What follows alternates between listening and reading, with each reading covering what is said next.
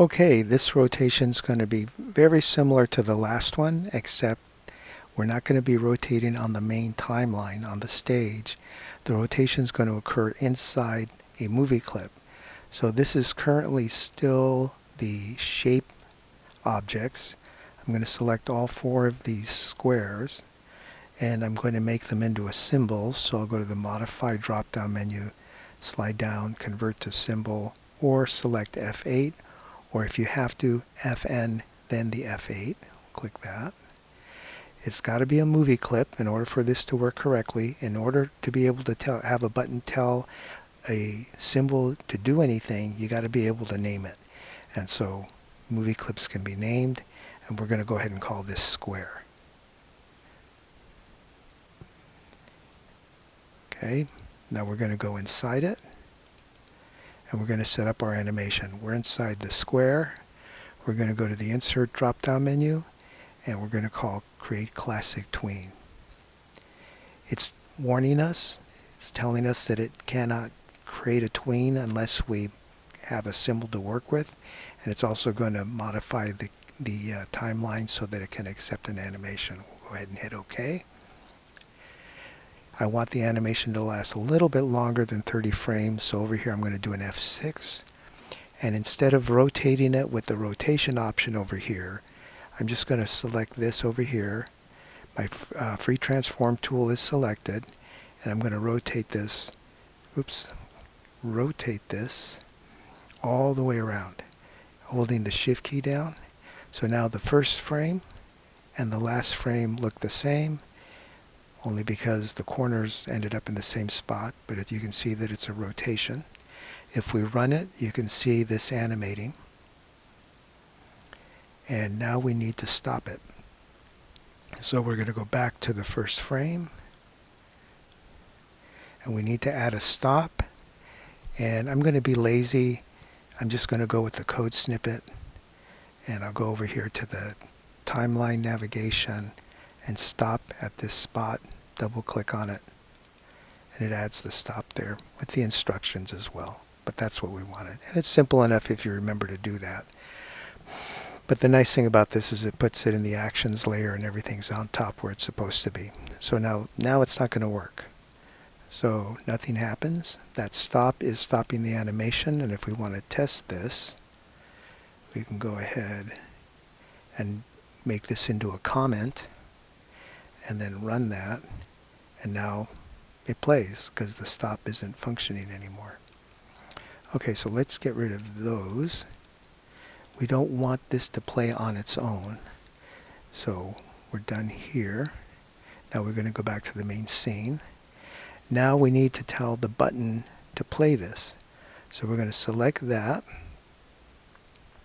and we're going to go now to our event handlers. Oh, before we call it an event handler, let's give this a name. We'll call this spin underscore MC. And now we can come over here. So the click event that we want is the mouse click rather. The event that we want is the mouse click event. Double click on that. It gives us everything that we need.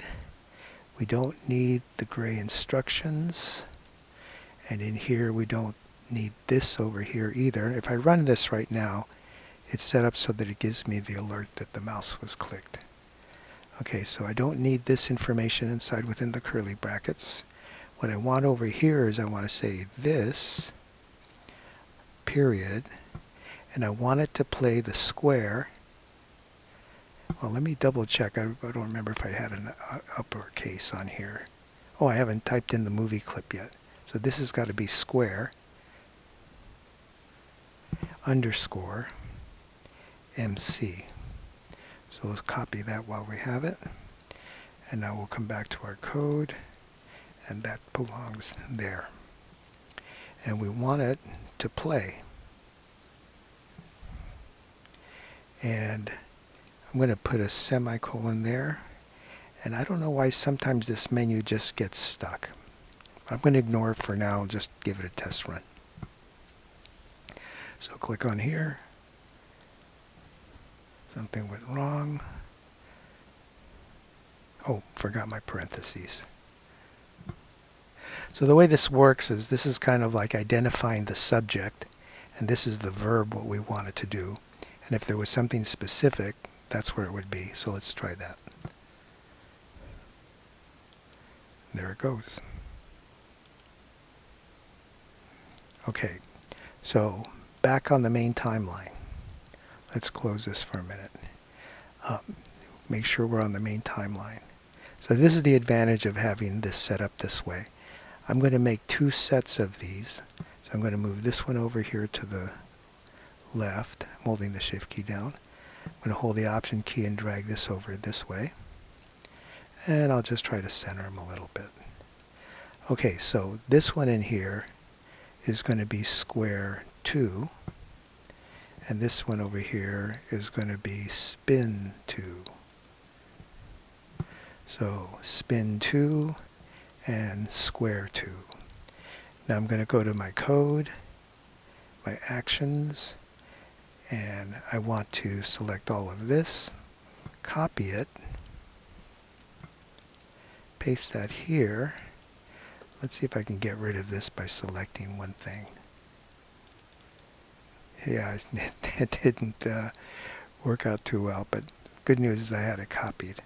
So paste that there, do another one, paste that there.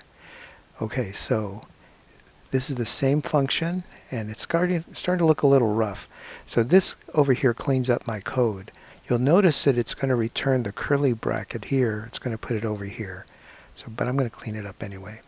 So some programmers like the curly brackets underneath the call out of the function, the function declaration. Other people like it on the curly brackets up on top. And so the code snippets that we're working with, it was really up to the programmer as far as how they set it up. I actually prefer this format. It's just the way I learned it originally. Okay, so anyway, back to this. So we know we had a 2 behind here, and we know we had a 2 behind here. But now we have the same function over here. This is 3, this is 3. Why don't we make this one over here 2, and this one over here 2. And we might as well make this 1, and that should be 1 also. And if we're going to play it by the book, we'll put a 1 behind here as well. We're going to rename everything with a 1. So on the left side, it'll be spin 1 and square 1. On the right side, it'll be spin 2 and square 2. This is going to run function 1. That's this one right there. This is going to run function 2. That's this one there. And now we're going to close this and go rename this. So this is already set up. That's also set up good. So this one over here, we'll set that up for a number 1 there. And we'll come back over here and we'll put a number 1 there. So now I have a button that spins this, another one that spins this, and they're independent from each other. I can spin this and then come back with this one and spin it right away. I can spin it the other way. I can spin one and just sit on it and then spin the last one at the last minute. So you can see how this eventually could become a button, and indeed it is.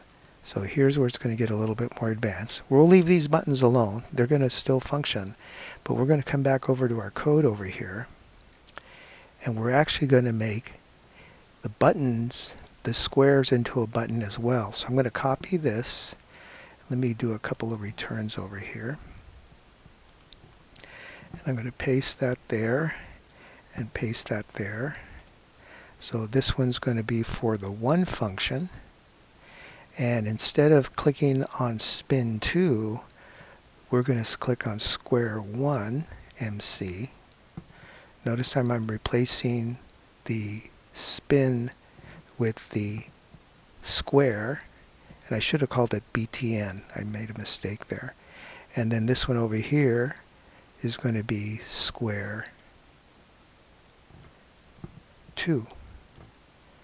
And since I want to be good about this, I'll go ahead and make this into a real button, which is BTN. And this should be BTN. And I'm going to go back over here and clean my mistake up. So that should have been BTN.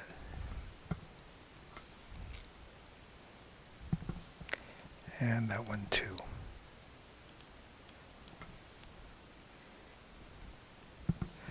Okay, so let's test this. These should still work. Now these are also going to function like buttons, but they're not. They're movie clips. That's why I don't get the Mickey Mouse glove over it. But if I click on this, these control them as well. So what that means is you can convert these into buttons. And the next step in that is to double click inside, add an extra layer, and then create a big old button that's going to completely cover the square up. Just like that. We're going to, let's change the color. Well, we'll leave it yellow for now. And we're going to select that. We're going to make that into a button, modify, convert to symbol. It's going to be a button, and we'll call it off, we'll call it no button. Okay, so here's the trick to make the button invisible. You double click on it, and you drag this to the very back into the hit area. And if we come back over here to the main square in here, you'll see that there's this blue box around in here. That's actually the hit area, but when we run the animation, you don't see it. So it's an invisible button, but when I roll over it, the Mickey Mouse glove shows up. So now we have a button that can be animated. This is going to be very useful when we create our thermostat, because now we have a way of pushing a button and actually do something. So we'll go ahead and close that for now, and we'll go back to the main scene. Not necessary, but I'm going to go ahead and modify this square so that it lines up with the same size as the button. Or rather, I should say the square. I'm holding the Option key down here, and that lets me to snap the sides independently. Now I don't have to worry about this one because these are instances of the same thing. And so one last run here. And again, these still work. And these work now. And we don't have to have both of them. So if you wanted to, now you can't just delete these because we're already got the code. So if I delete these and I try to run this, I'm going to get some errors on here, I think. Yeah, there's some errors that are showing up. So we'll close that off. So we got to go to our code. There it is. And we need to get rid of these over here. These are the ones that are spinning the buttons, but they're not there anymore. So we're just completely getting rid of the buttons. And now we only have the squares that spin. That's all we needed. And they're independent of each other. Okay, so that's a slightly more advanced way of doing a button interface.